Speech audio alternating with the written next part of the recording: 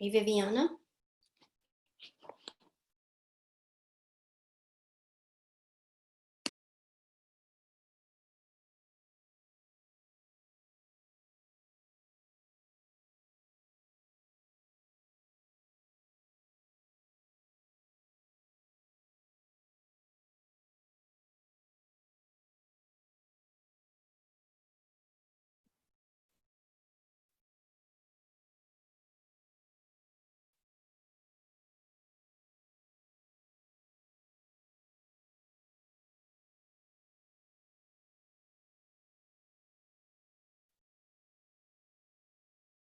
Good morning.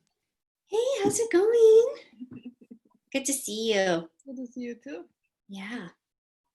Hey, Laura. Oh, Oh, Yvonne. Hi, Yvonne. Good morning. what's your name? Her name is Yvonne and Laura. Hi, Laura. Oh, Yvonne. Okay. Hey, Laura.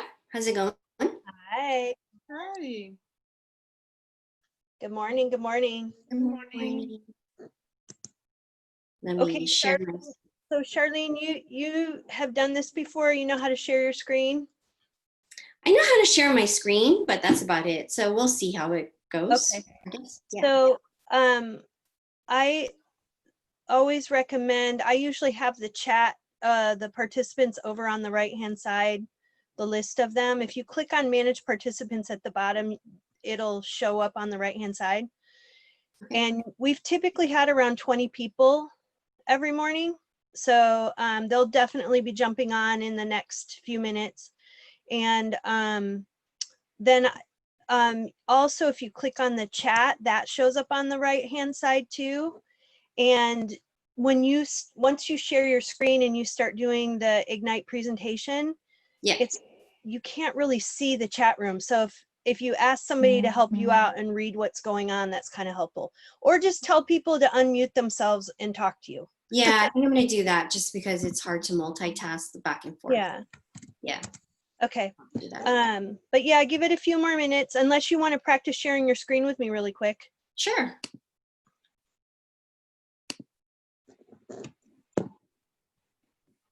Okay, so you're on the whiteboard right now.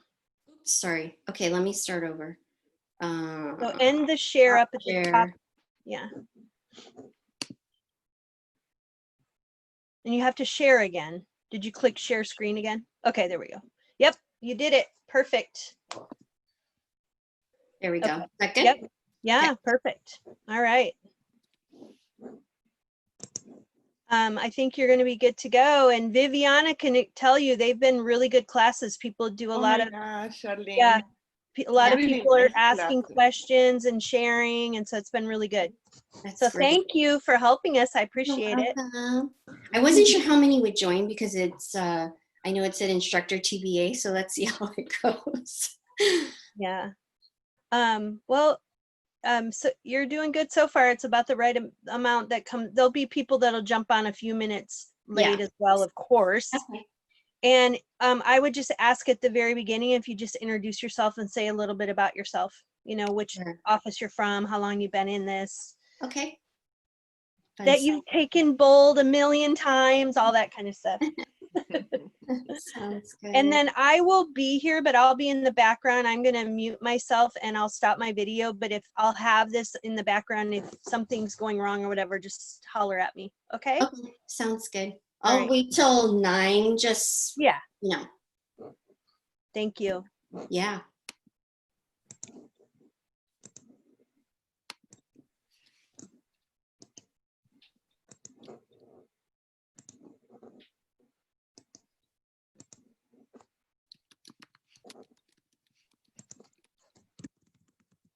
I'm also putting in the chat room right now the recommended daily schedule for Ignite.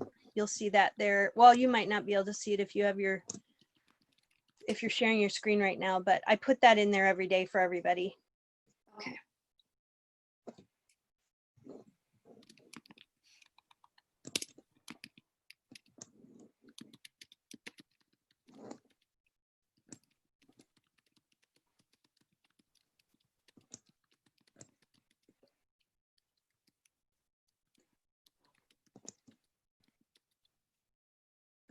Welcome. If you're joining now, we're waiting until 9 o'clock to start, just in case some other people will be joining us.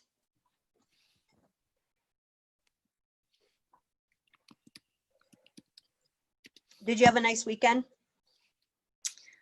It was okay. I showed the home, so that was interesting. Yeah, but it felt so good, quite honestly, to be in front of someone else again and talk to someone else besides family. So Yeah, I know. that felt really good. Yeah, Good. and I actually had a buyer consultation yesterday over Zoom. So, but it was a little odd because they blacked out their screen because they woke up late and so they didn't get ready and all that. So it felt like I was just talking to myself. I mean, here and there they would do a comment, but it was a little odd. And it's like, I don't know if it's hard to see if we made that connection or not. So, yeah.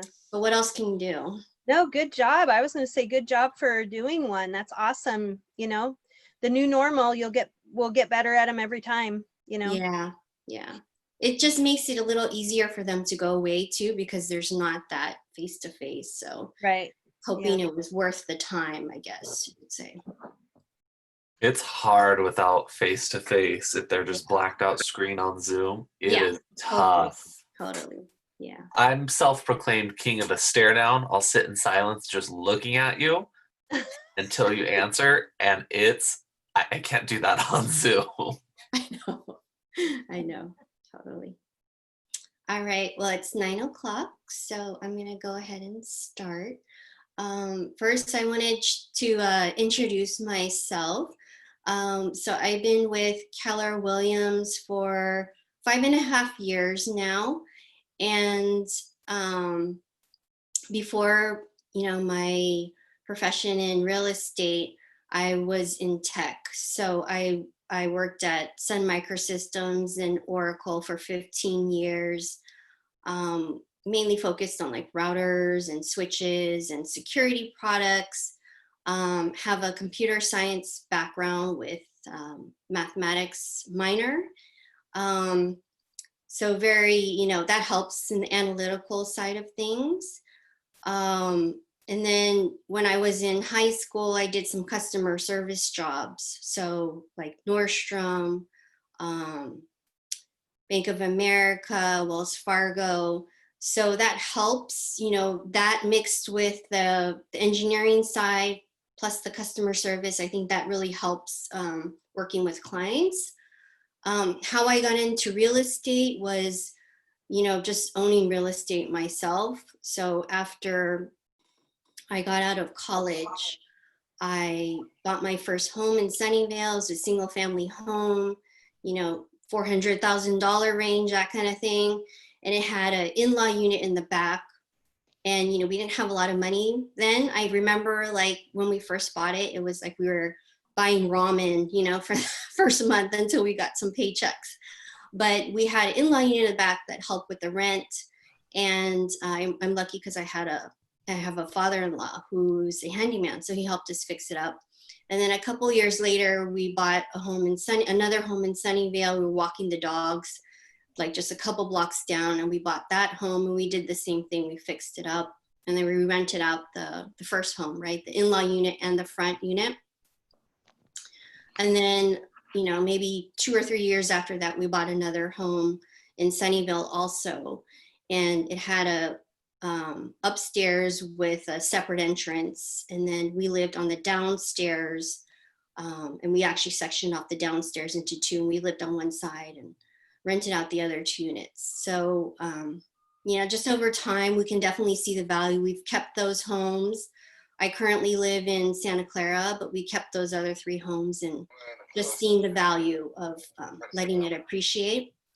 So I wanted to, kind of share with other people, like, I feel like real estate is a great investment. I wanted to help other people build their investment. Was on ALC for a couple years, financial chair and wellness committee chair for a while. Have a couple mentees and teach classes every once in a while. So that's kind of my background. Does anybody want to jump in and kind of introduce themselves? I mean, I know the people from our office already, but there's some people from San Jose, Gateway, and Santa Cruz that I don't know of. And I don't mind if this, I don't really want this to be a class, quite honestly. I want it to be just like a conversation, because quite honestly, I am an introvert, so I don't really enjoy listening to my voice. So anyone who wants to just kind of jump in at any time, feel free. And don't, you know, if you want to show your faces, that's cool. If you need to walk away, I get that. So don't feel like you always have to be there, you know, but I just like to see who I'm talking to. All right, cool. So no one wants to introduce themselves, but anyways, feel free to jump in at any time, okay? This is really just like a conversation between ourselves. So delivering your value proposition, I'm gonna go ahead and get started.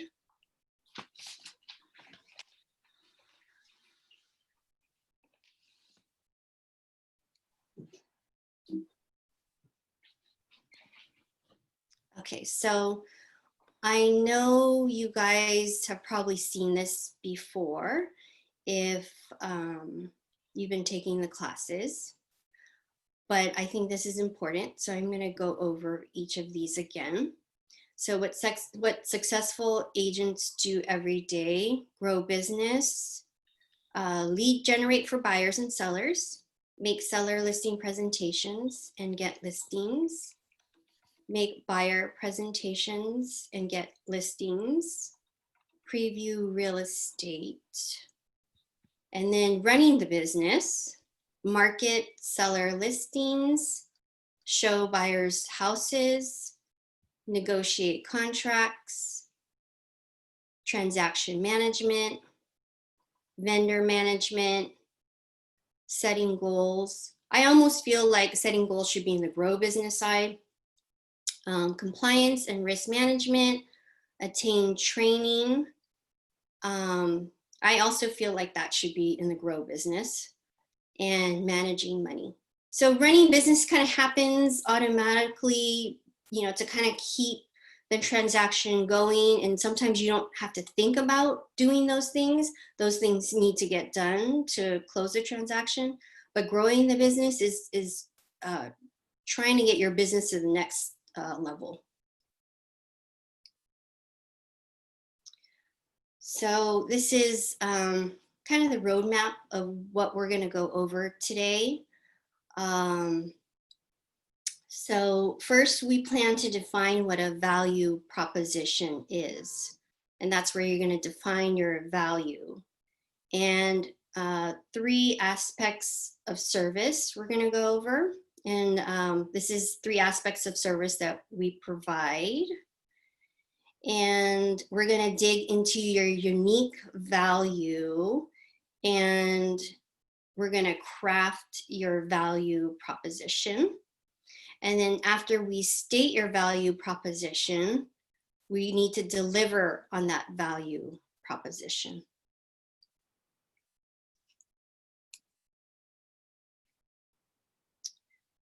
So what is a value proposition? So it is a simple and precise description of the benefits that the customer will get from working with you.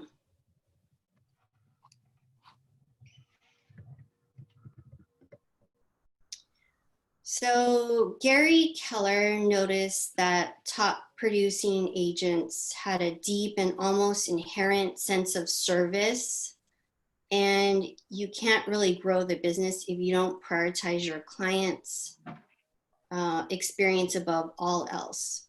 So don't think about yourself, you know, don't think about your commission, how much work it's going to take you to get the home closed, you know, the referrals you'll get in the future.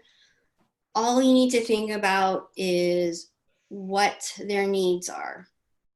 You know, quite honestly, because of that, you need to choose your clients carefully too. You're kind of giving it your all.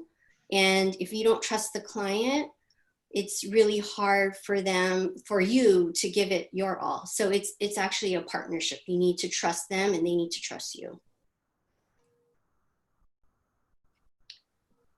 So the first aspect of service, we're actually going to go through all of these aspects of service later. So I'm just going to move on to the next slide. So what's the underlying purpose of real estate? Basically, what are your buyers looking for? And what are your sellers looking for? So, you know, and you can jump into if you don't agree with it, because a lot of this is, so we have, quite honestly, we have a facilitator guide and they give us notes on what they think is important. And I kind of add my, you know, take to it. But you guys may have other things that you feel is more important also. So what they're saying is they think that buyers want is what they want is finding the right home, you know, at the best price in a good amount of time with the least amount of problems. So to me, when they say finding the right home, you know, everyone's kind of doing searches these days. So, you know, even when I set up like MLS searches for them, you know, and it gets to them automatically every week, they're still looking on Zillow and they're still looking on Redfin. And the new thing now would be they're looking at the Keller Williams app, right? But I think our job is actually helping them find the area with the best schools, you know, helping them, you know, make sure the county records is correct on the square footage, like stuff like that they don't know, you know, permits, letting them know about the community. For example, like if they're in an HOA, do you know anything about the HOA? Have you worked with, you know, other homes in that same complex? The commute, things like that. So we need to give our worth in helping them choose the right property. Also, like what's the condition of the property? And then they talk about the best price. So we can help them with comps and we can also help them with how much interest there is by talking with the listing agent and just finding out the interest there. So we can help them with the price in that sense. And then the least amount of problems. So, I mean, you know, facilitator notes say they talk about the least amount of problems, but what I truly care about for them is actually getting the home. So if they're going to have a little bump along the way and they're going to have to call their lender, you know, a few more times than they have to, whatever, so be it, right? Because in the end, I don't care. I just want them to get the home that they really want. That short time of escrow where they have to work a little bit harder, or, you know, some problems come up. It's like, I always try to tell them, let's, you know, the main goal here is to get the home. Let's see. So, there, you know, I feel like also some other worth that we have is we need to protect them. Things like we need to protect them with their earnest money deposit and, you know, checking the inspections in the home, just helping them figure out what the condition of the home is. And, you know, just talking with the other parties too. So, you know, people like the escrow agent, the lender, the listing agent, negotiating on their behalf. So doing everything in their best interest and just keeping the contract moving along. This is the time, quite honestly, to micromanage a little bit with some of those people that we have to work with and just being proactive, you know, getting the transaction moving and just getting them to the closing table so that they finally get their home. And really our job doesn't start or doesn't stop, you know, for buyers or sellers after the close of escrow. because I have people coming to ask questions all the time afterwards, like property taxes, supplemental taxes. I need help with something that broke, so giving them like vendor names. You know, recently I had a transaction that finished, and I think there was like this water softener that was in the property, you know, up all the way until the final walkthrough. And then they decided to come in and take the water softener after that, the seller. So we spent a month, you know, trying to get the water softener from the seller, and kept saying, hey, this is in the contract. You're basically breaking the contract. And, you know, the seller started leaving a nasty review for the listing agent, even kind of saying like, hey, they didn't tell me that I had to leave that there. And eventually I ended up talking to the seller directly, because they just, the seller didn't want to deal with the listing agent. So, and then finally we got the water softener back. But just things like that, like we're there for them and we're never giving up. And, you know, just because a transaction has closed, they're still our client. Did the seller's agent, did you talk to the seller's agent, or did the seller call you directly in that situation? So the seller agent and I talked for a while, but the seller agent started getting frustrated with the seller, and the seller started getting frustrated with the seller agent. So then they left a nasty review with the seller agent. And then after that, the seller agent was like, here's their email. I'm going to have you talk with them directly. I can't deal with them anymore. Oh, wow. Okay. Yeah, exactly. It's like, you know, that was her job to basically deal with the seller, right? So there's a lot of crappy agents out there. So on the seller side, what's our job for them? So our job for them is netting the most amount of money in the shortest amount of time and the least amount of problems. So that's the facilitator notes on what they feel like is great for the sellers, like what the sellers are really looking for. But I mean, my thing is, I feel like the real true purpose is making sure their home is sold. You know, there's so many times where it just sits and sits and the agent's not doing anything. And, you know, I've listed some homes. I swear I get the listings when it's not that easy. Like I think I had one maybe 2 years ago or so, and it was like Christmas time, and it was in this condo building. And I was there like every Saturday and Sunday, not every Saturday and Sunday, but every weekend. So at least I was doing one of those per weekend. And some of the neighbors were like, oh, you're here again, you know? But it's just like, I had to do what I had to do, right? I had to hold all those open houses. And eventually somebody came along where they were interested in buying the home. So I always seem to get listings during challenging times. But I think, you know, that's the main idea, is just helping them sell their home. You know, if it takes extra work, so be it. Just, you know, keep checking up on the buyer side too when you're in escrow, making sure that, you know, that their loan is going through okay. Again, you need to micromanage a little bit and, you know, push them. It's always like whoever complains the most is at the top of the queue, unfortunately, so you have to keep on them all the time. Another job that you have, you know, helping sellers is just helping them get as many offers as they can, and responding to their questions, you know, very quickly. Helping them with, you know, ordering inspections and scheduling staging.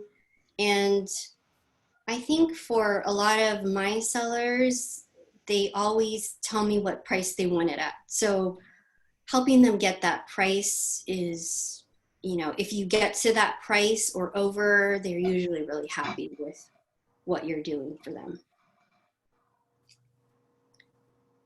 All right. So value proposition. We already talked about what a value proposition is. It's basically what you're bringing to the table, you know, for the clients. So I wanted you to spend a couple of minutes just jotting down some of the qualities that you have on your, you know, that will help with your value proposition. So just think of like some bullet points of, you know, kind of like what you bring to the table. So this is just for some brainstorming times. So why would a buyer or seller want to work with you? And, you know, in the back of your head, you probably know this already. This is probably why you became a realtor in the first place, because you felt like you could contribute somehow to this industry, right? So go ahead and just take a couple of minutes to jot a list down of ideas of what you bring to the table. And I kind of wanted us to share that in a little bit.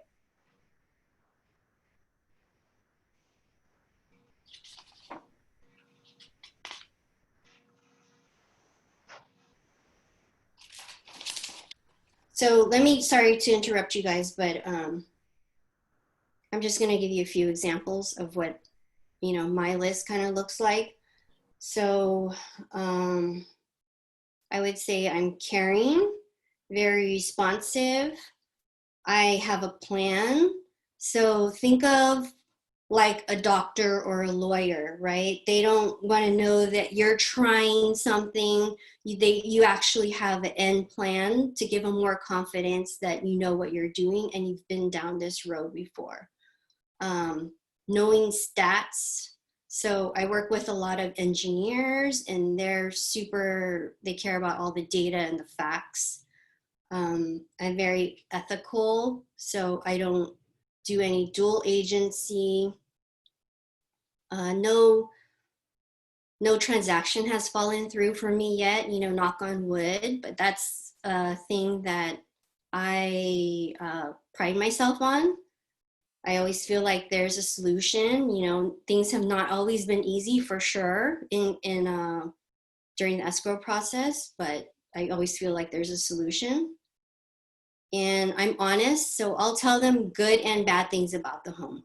Like, quite honestly, when I go through a home, they can see all the nice things already. So my job is to point out the faults.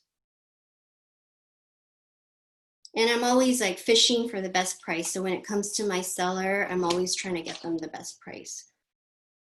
So those are just some things that I could think of, you know, listing out things that will help me create my value proposition. So Robert, would you be willing to share what you have?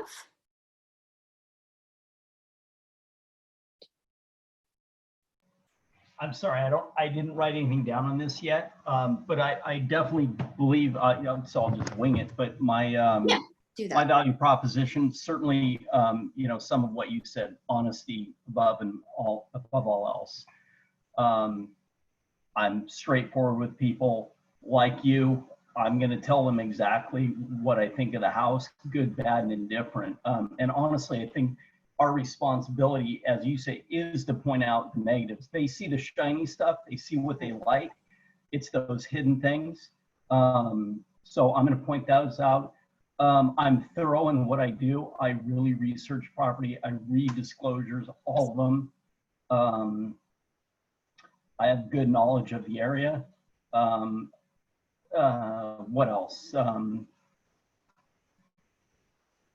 I'm going to bat for them. Everything I do is for them, not for me. Yes, awesome. How about Jeremy? Do you want to share?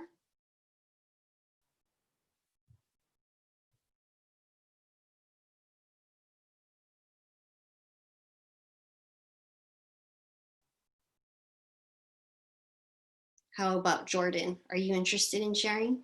Sure, I will share. So for me, my value proposition, like I have it written down in my buyer and seller consultation, but transparency, integrity, honesty, more money, less time. I always make sure I know the area. And if I don't know the area, I refer it out to another KW agent or someone who knows the area much better than me. Because if I don't know the area, I can't service a client to maximize their income if they're a seller or maximize their purchase if they're a buyer. Another really big one for me is knowing I'm going to study the market every single day and know the numbers. So if you're making an offer on something and we're at 101% list to sell within the past 90 days, now's not the time to play around with a lower offer. Now's the time to go over. Right. Nice. Thanks, Jordan. Sure. Anyone else want to share? Sorry to put you guys on the spot.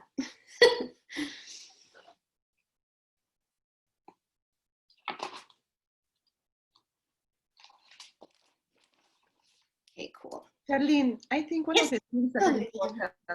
important is to respond immediately when the client is calling you. For example, I had a listing in Concord. It's far from here. And somebody tried to break in when they were inside the house at 3 in the morning. And they were very concerned. I think people thought that the house was empty. Nobody was in the house. It was vacant. So the first thing I did was I drove and I put the do not disturb occupants for people to know that somebody was living in the house. I talked to them. I was with them. All their fears. It's just being present. Yeah, definitely. That Yeah. they know that their concerns are our concerns, and we are there to help them solve whatever comes up, whatever problem, anything. We are there for them. Yes. We are their best friend. Yeah. And I think for newer agents, that's really one thing that you kind of have, or you can kind of use that as ammunition for a newer realtor, because quite honestly, some of the other realtors are so busy that they take a long time to respond. But if they see that you're on it and you just respond right away, they think you're working really hard. Well, you are working really hard. We are. Yeah, definitely. One trick that has really helped me is for my email, especially for like Gmail, there's a little like in the settings somewhere, you can say that to notify you as soon as you get a notification. So I see it right away, almost like text, right? And so I respond to it right away. And I got in really good feedback on that. Like, wow, you're responding to my email so quickly. And it's because I see it flashing on my phone that, an email has just come in by one of my clients, right? So you just need to answer them right away. If you're busy, you just need to say, oh, I'm in this appointment right now, but I need to get back to you. It's just as long as you acknowledge it, that you've seen it, I think it's really good. I do have some limits on times on like when I respond. So usually I work from like 8 to 10, I'll respond. But if I see something after 10, they might not hear from me until the next day. Just you have to have a little bit of limits. But besides that, I try to respond right away. But I think that's very important, Viviana. Hey, Charlene, I wanted to add all the above. All those things are really, really, really good. Everything that Rob or Jordan said. The one thing that I found out, as you said, as a newer agent, is to a lot of the agents don't even do contracts very well. So just the contracts part, and our broker is so good that he goes through and drills in us, like knows all the clauses step by step, and it's very good to let the buyers walk through that contract and tell them what they're signing up, right? And that's one of the things I wanted to add to all the things that have been said. Yeah, definitely. That's very good. And you do see really crappy contracts when you're on the listing side. You're like, seriously, you know, like how many contracts have you guys been writing? How long have you been in the business? You see all kinds of mistakes.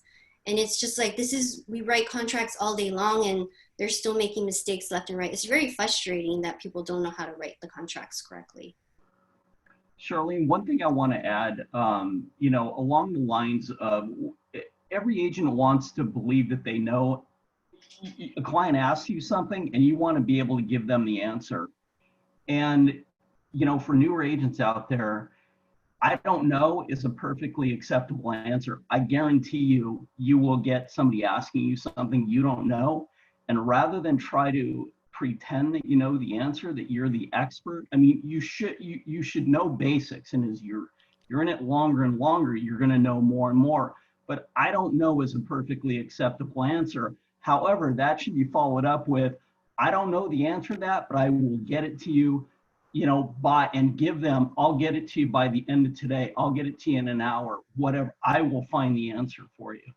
Right. So I don't know. I know when I started out, it was hard. I didn't want to say that, but I realized it's the smartest thing to say than try to fudge your way through it. So. Right.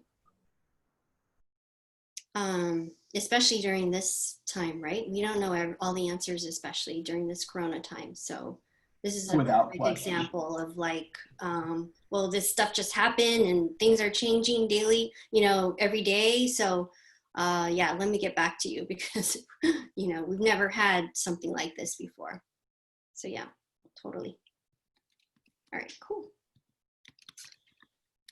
All right, so the third service that we provide, third aspect of service we provide. So fiduciary. So fiduciary refers to someone dealing with trust, especially relationships. You have a fiduciary duty to your clients to protect their best interests.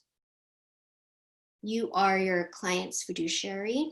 And then they talk about functionary, you know, just in comparison, but functionary is kind of one who completes tasks for the client, but that doesn't necessarily mean that you're placing their best interest first.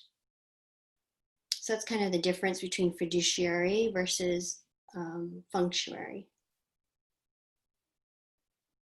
So I have a question for you. Yeah. You had mentioned dual agency earlier and you don't do them. So let's say you have a listing that you currently have and you're working with a buyer and your buyer you've been working with this buyer, let's say 3 months, and you haven't found the perfect home for them. And this is a kind of an extreme scenario. Sorry. No, actually, I mean, with the low number of inventory, it happens all the time. Because sometimes, like, say, example, you're looking in Campbell and there's like 5 listings out there. So it's Right. like, you know, Right. It happens all the time, really. So how do you go about that one? Because now you're representing a seller who has the asset that your buyer wants, and your buyer really wants this house. Which one are you letting go of? So you basically already signed with the listing agent. That's my job to sell the home. Mm-hmm. So for that buyer, I'm still going to take care of them, meaning that I'm going to find them somebody that I trust to help them out just for this one particular home. So I'm going to ask that agent, hey, you know, would you be willing to, you know, help this guy? I'll take, you know, you do get like a referral fee kind of thing, but at least they're completely represented by someone else. Because my job right then and there is to get the highest amount for the listing agent. Now, and what if you sign a buyer once they move away from that property, then they come back to me. Okay, got it. What if you signed a buyer representation agreement with them before you signed the listing? I think it's okay too. You know, you have to be honest and just say, I can't represent. It's not in your best interest for me to help you and help the listing agent too. You know, if you have some problems along the way, I can't really, you know, you find something wrong with the home or something, I really have a hard time fighting for you because I'm already representing the seller. So it's not in their best interest either. And just remind them, like, this is where all the That's where all the lawsuits happen, you know, when you try to become the listing agent and the buyer agent at the same time. So I don't want to deal with it.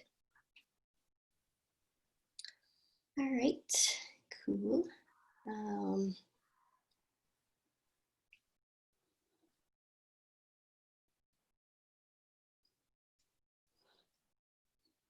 Okay, so next is actually writing up our value proposition. So we kind of just listed and brainstormed thing. Now we just want to have like a, you know, 1 or 2 sentence kind of thing that just clearly but concisely is stating our value. Before we do that, there's a couple other things that we can add and may help you figure out how you want to write it. Sorry, I'm just looking at this picture in the slide and it's just like dead city. I'm like, this is exactly like Corona time. Anyways, side note. But, all right. So finding out what buyers want may also help us figure out what we should write in our value proposition. So helping us find the right home to purchase, help buyer negotiate the terms, help with price negotiations, and other. So these are just some ideas. If you can't think of what to write in your value proposition, you can add some of these characteristics, and you can reword them so it doesn't sound like you're cutting and pasting something. What buyers value, reputation of the agent is honest and trustworthy, the agent is a friend or a family member, the agent's knowledge of the neighborhood. What sellers want, help seller market home to potential buyers, help price home competitively, help sell home with specific time, help find buyer for home, and help with the negotiation. And sorry, some of my stuff is cut off on the screen because it's like taking up my whole screen, so I can't read the whole slide, but you get what I'm saying. What sellers value, reputation of agent, the agent is honest and trustworthy, the agent is a friend or family member, and the agent's experience. If you really can't think of like a value proposition too, you can kind of think about your competitors, you know, some of those mega agents, and look at why are they so successful. You could quite honestly look at their reviews and get some ideas there. Of course, you want to make sure that it does like resonate with you, but just with the wording and things like that, you know, you can kind of take some ideas from reviews, or just, you know, qualities that you think your competitors are doing that may be good in your value proposition. And then technology is actually important in vouching for Keller Williams, because I've had some clients, like I was out in Berkeley showing homes once, and they were like, the clients were like, oh, there's a lot of Compass, you know, signs out here. You know, what do you think about Compass? And so it's good to have some kind of, like, we need a value proposition with our broker also, with Keller Williams. So now we can say things like, you know, we have the Keller Williams app where you can see things that are close by easily. Gary Keller spent $1 billion on technology to, you know, for tools for us to use to help you out. We have these landing pages that are specific to your city, or your, not even your city, your specific neighborhood. So just being ready to answer those questions on why Keller Williams is better than other agencies is a good toolbox to have too.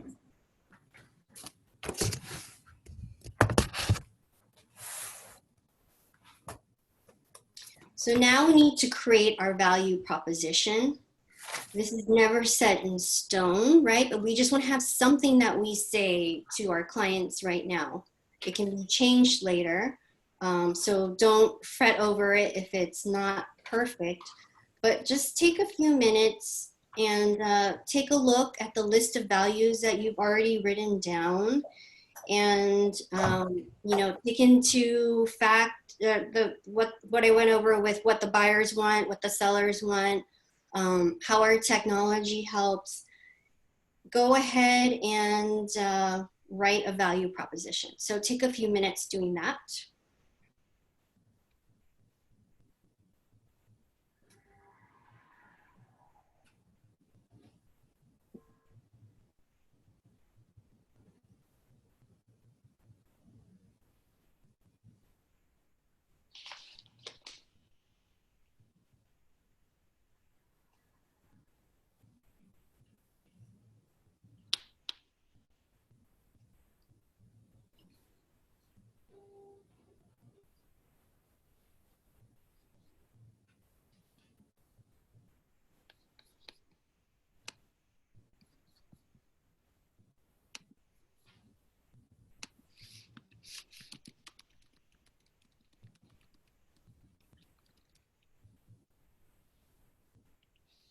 If anyone's ready, they can share while other people are still thinking about it.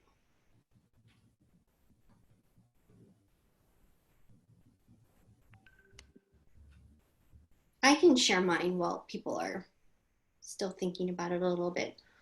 So mine doesn't entail everything. I mean, there's a whole bunch of value points that you could kind of throw in there, but I just wanted to keep mine simple, and hopefully they can kind of read between the lines that I take care of a lot of other things in this proposition. But I actually have this tagline in my email. So I say I take pride in having satisfied clients while creating relationships that last. So for me, customer service is really important. And the idea is I want them to come back to me after, we finish the transaction. And in hearing that, I hope they read between the lines and, understand that I care about, ethics and working hard for them and being there for them all the time without actually having to, list out those things. And another thing I usually say too, or different times I say that, but I really feel like I treat the purchase of their home like I'm purchasing my own home. And I think if we just all kind of treat, each transaction like that, we will probably be okay. Because, if our money was on the line, if our home was on the line, we need to do everything that we could, then really you're going to probably be successful in that transaction. And then same thing for the seller side. So I treat the sale of my home like I'm selling my own home. So those, they're very simple, and they don't list out all of the values that I have. I mean, in my buyer consultation and my listing consultation, that's where I can kind of get into more details on the nitty gritty. But this is just overall how I feel. I just really want to have some, create the customer service experience for people. Does anyone else want to share?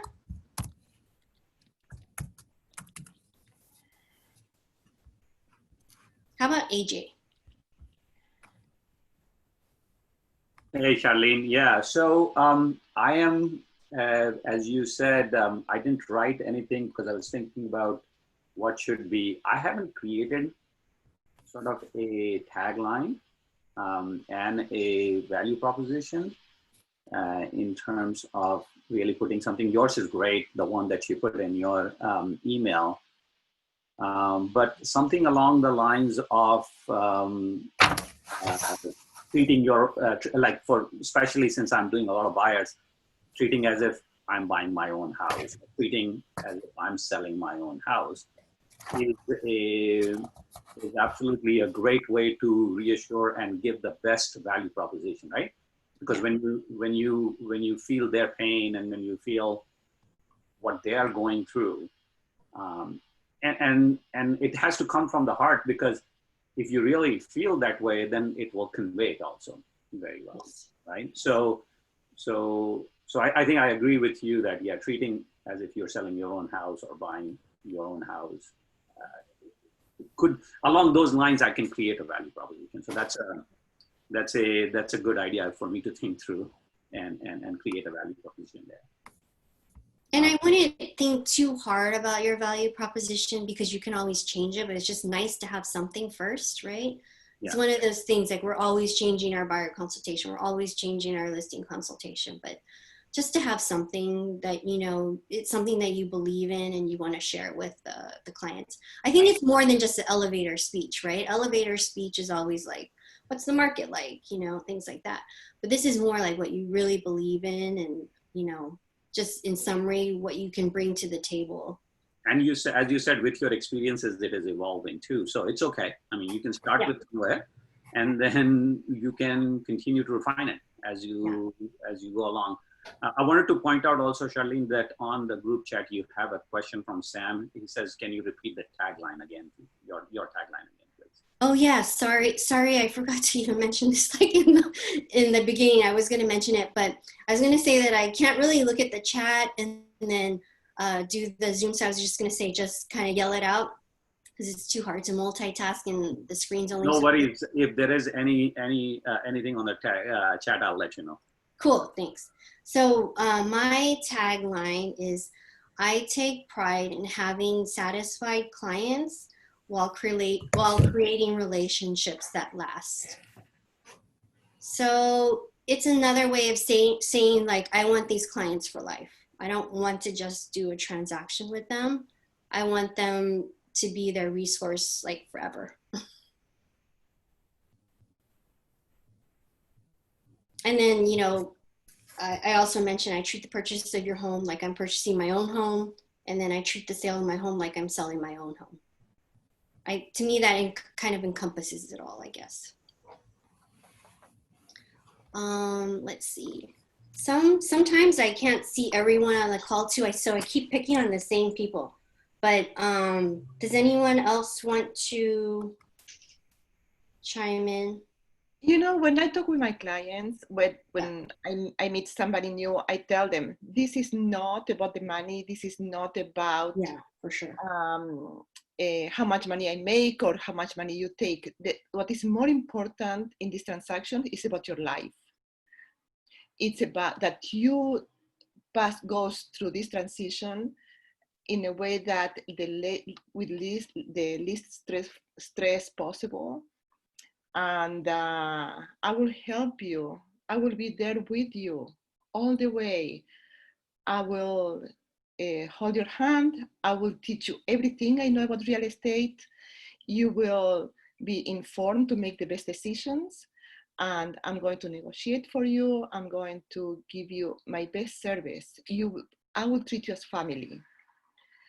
And so I think it is the conversation. It comes in the conversation. It has to be so natural when you explain to them and make them feel comfortable working with you, that you are there for them all the time. They will not regret working with you. They are in the best hands possible they can possibly be. Yeah. And I think for you, Viviana, too, you come off across as caring, so you don't come off across as salesy at all. So I think they can see that right away. You know, so I think you got that going for you pretty well. Mm-hmm. Yeah. Anyone else? Thanks for chiming in, AJ and Viviana. But try, if you really can, you know, come up with some value proposition, because this is the whole point of the class today, is to come up with a value proposition, right? Otherwise, I don't want to say that you wasted an hour of your time, but that's the whole point of this. I mean, quite honestly, this one session doesn't have a lot of meat to it, but a value proposition is important. So just find one, stick with it. You can, not stick with it, but you can change it after a while, but at least write something down that you can share with your clients. Does anyone else want to share? Oops, I keep touching. Let's see.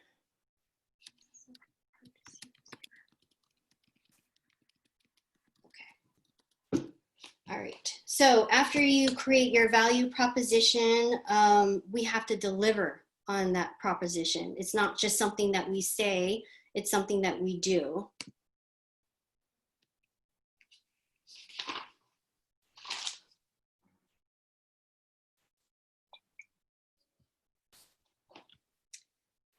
Okay, so I don't know, like what people always ask is things like, how's the market, you know? So how can we deliver on that? You know, we can look up our stats on MLS, you know, keep it simple. So some of the stats that I've been starting to keep track of are how many active, you know, quite honestly, I'm going to be honest, like I haven't had a lot of time to do the stats before this shelter in place, but this was the time to do it because I was just having so many questions about how's, you know, where are things at, and are things still selling? So just to kind of put some of my buyers and my sellers at ease, I wrote up, or I started keeping track of some stats. So let's see. Sorry, I want to share this spreadsheet. So I looked at, like, for example, you know, some of this is from Amanda, right? Amanda Howe from our office. She gave some great stats, and I was like, that's really good. I need to share this information with my clients so that basically they don't go away and they have some reassurance that things are still happening in the market. So from, you know, I have a week range of what it was like prior to shelter in place. What was it like right after shelter in place took effect? And then right after real estate was named an essential business and realtors were allowed to show in Santa Clara County vacant homes. So I took the stats of like how many became just active in that time frames, and then how many became contingent and pending in that time frame, and how many have been sold in that time frame. And I think, like, I also want to go over stuff like price drop, how many homes have dropped their prices, and how many have withdrawn and canceled, but I just haven't gotten around to that yet. But I think that's also very useful information because I'm getting a lot of questions about, like, well, have the prices dropped? Like, yeah, things are still selling somewhat, but have prices dropped? So I think just showing, this is kind of like showing your clients that you have a plan. That helps also. Need numbers to back it up, basically. Also, you know, just showing our worth, right? We can also talk about how much we know about a certain community. I kind of mentioned that before. And knowing about the complex, you know, talking, you know, tell them to talk with the neighbors in the complex. Like, you can really get some good information on the HOA and what's going on by actually just talking to the neighbors, looking at the meeting minutes in the HOA. So just kind of showing that you know what you're talking about in real estate, and that you're experienced, and you're working hard for them. It kind of just gives them more confidence that you know what you're doing. You know, and then they'll often ask, like, do you know a vendor for an electricity problem? Or do you know a vendor for fixing plumbing? So it's like good just to have a list also of vendor names that you can share with right away in case someone asks. And just, you know, when they talk about, like, what is the market like? Sorry, I'm going back to the first point. Quite honestly, they already have something in their mind, and they have an idea what the market is like if they're active. and they will probably either agree with you or disagree, but at least you gave them some factual data that shows, you know, you've been studying the market, and it's actually hard to argue with actual numbers. All right, so that's kind of the delivering side of things. I mean, does anyone want to chime in on how they deliver their value proposition? Hi, Charlene. Hi, is this Yvonne? You hear me? Yeah, now I can. Charlene? Hi. Yeah, this. Okay. Hi, I've been in and out because I take care of mom. So well, I wasn't sure if you mentioned this or if anybody mentioned it, but for Go me, ahead. what's super important and can you hear me okay? It's like in and out, but go ahead, keep going. Yeah, it says unstable. What's super important and what my clients really appreciate is that I always keep them informed of where we're at and what's our next steps. Yeah, very true. Did somebody already mention it? No, that's great. Yeah. It's I just mentioned, like, you know, you need to tell them your plan, but that's how you described it is even better, right? It's actually showing them step by step what's going to happen. Well, they appreciate it, especially right now. Yeah.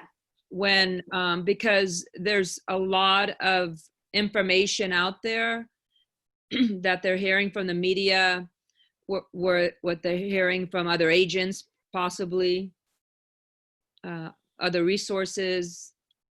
So if we come in and the other thing is important is keeping it simple and to the point. Yeah. So for like my listing appointments, I'll actually have like a calendar set out too, to kind of show them, you know, when the inspectors are coming, when the cleaners are coming, you know, just a general idea. It can change, but just to show them that you know what you're talking about and you have some kind of plan. It just gives them more confidence that things will go through okay. Yeah, and we just need to keep it clear. Yeah. And to the point and simple. They appreciate it because they're busy too with their lives. That's right. And it's like, okay, great. My agent, now I know. Okay, today or whatever it might be, by a simple text, just bullet pointing the most important things. We're supposed to be buffers, right? We're the filters. We need to take all the stress and the anxiety off, because we do this. To us, it's not stress and anxiety. It's our business. And we need to buffer it, filter it out. And when it gets to our clients, you know, they don't know what we do behind the scenes. And they shouldn't know. We shouldn't have to burden them with all that, right? Right. And exactly. they super appreciate it because things run much smoother. Okay, thank you. I just wanted to add that. Oh, you're welcome. Yeah, a lot of times they just want the job to be done. Like they don't care how it gets done, especially the sellers. I feel like they just like, they don't care. They just want their price and they want it done, and that's it. And like, if you can handle everything, they'll be happier for it. Like they just don't want to deal with all the details. Hey, Charlene. Yeah, AJ. So I wanted to touch on a little bit of a different value proposition during these times, right? Because right now we are going through a very different times. That's a good idea. So sometimes right now, talking about real estate, maybe the last thing on people's mind, and yet you have to continue on to make connection with your client. So, for example, this weekend I had about 10 calls with Nice. active clients, and they all lasted anywhere from 45 minutes to an hour. Wow. And you are talking like various different subjects, because everybody has issues that people are a little insecure, and trying to find where you can add value in their life right now, which could be even non-real estate. I mean, there's a limitation to what you can do. But for example, one of the one of my clients, I just give you an example. In the conversation, I found out that she works for a commercial travel startup. And as you know, that travel industry has been hit so hard, right? And so it's a startup with 18 people. So one thing that is good, Charlene, is you are getting to know a lot more about them. Yeah, that's And then the second thing is, then I was telling her, because their company had applied for this stimulus, right? The PPP, the payroll protection. And so I had done some work in there. As agents, we are doing some work in understanding what is in it for us also. So I shared that with her, and it gave her the idea that if her company is getting that PPP loan, then they can't let people go, because the PPP loan is given to keep people on your payroll. And so that was a eye-opener for her, because she was feeling very insecure. She was like, we don't know. They've already done some pay cuts, but she was not sure whether they will let go of people. They will start letting people go, right? And so for the next 8 weeks, as you take this loan, so again, I'm just giving an example of the kinds of things, that values you can deliver during these times. yeah, definitely. So. I think like for most of my clients that I have right now, they still have so far, I think they've been lucky. Like there's a lot of like tech workers that are still working and still getting paid. Like they're kind of not in the same boat as I am. Like I'm not getting paid, but they are. But so they still care more about the real estate stuff. But I've been talking with a lot of people that, you know, like the prospecting part of it, and just like, hey, how are you? You know, how are things going? Stuff like that. So those type of people, like I haven't been talking about real estate, right, very much at all, just the state of them. And the thing is, Charlene, it comes around to real estate after about 20 minutes or 25 minutes of call. Yeah. I want to know what's going on and how, when this opens, what happens, right? Yeah, so that's true. That's okay, but you have to start with delivering something different, right? And it's part of your value proposition. You can't just open the statement saying, hey, do you want to buy a house or do you want to sell a house, right? Yeah, totally. All right. That is really all I have. Does anyone have anything else they'd like to share? Or, you know, I know this whole class is just finding a value proposition. So it's like a one big class for just finding a few sentences, but it's important, I think, to at least create one, you know. Anybody else want to share their value proposition? Maybe they've had time to think about it a little bit more. Charlene, I have a question. Hey, Nairi. Hi, good morning. So you were mentioning that obviously part of our value proposition is our vendors, right? So do you suggest including that vendor list in the seller and buyer packets? I probably put in a few, but for the most part, I want them to contact me. Right. That was that was kind of what I was getting at, because you want them to kind of, like, you want to have them bite, but not bite too much. They're going to be like, oh, thanks for the information. And then, you know, kind of walk off, Because at right? least when they call you, then you can have a conversation about who knows what, right? Like, right. You know, yeah. So. Okay, cool. I just put a few in there just to show that I have like some, because I put them in like my team page, you know, just to show that I have somebody there, but not too many people I put in there. Yeah. Okay, cool. Thanks. Yeah. Thank you so much, Charlene. It was so Thanks, nice. Have a great, or how's everyone doing? Like, how are your calls going? And, you know, anyone want to share your experience lately on, you know, calls or whatever else? Yeah, people are very uncertain about their jobs. They don't know, some of them. Other people, some, you know, they are working hard and from home, or they have to go to the office, but they are just waiting to see what happens with the market. They don't know if the price will go down. Sellers are concerned. They want to sell and be able to show their homes. They want to wait, but they don't know if waiting is a good thing to do, if they should put the house in the market now. I just tell them, if you're ready now, just do it. Let's do it. We can do it. There are so many buyers out there that they're ready to buy. They need to buy for different reasons. So yeah, it is a different market, but we can be creative and we can do things that are different. And I think the new things we are learning to do, we can incorporate these things even after the quarantine, because it will be something that we haven't done before, right? And it can help our business grow in a different way. Yeah. Yeah, you can tell them, like, I had a buyer consultation yesterday, and we did a search on like Fremont, and it was kind of specific on how old the home was and stuff, and there just wasn't a lot on the market. So tell your sellers, like, we need more things on the market. We need more choices, because the buyers aren't happy with the number of choices they have right now. It's just not enough. Exactly. Yeah. Thank you. Cool. Thank you, guys. Have a great day. You Do your too. calls. That's important. Bye-bye. Bye. Thanks, Charlene. Thank you, Charlene. Thanks, you, Laura, Charlene. too. Thank you. Thank you Thanks, so much. everyone. Bye. Bye.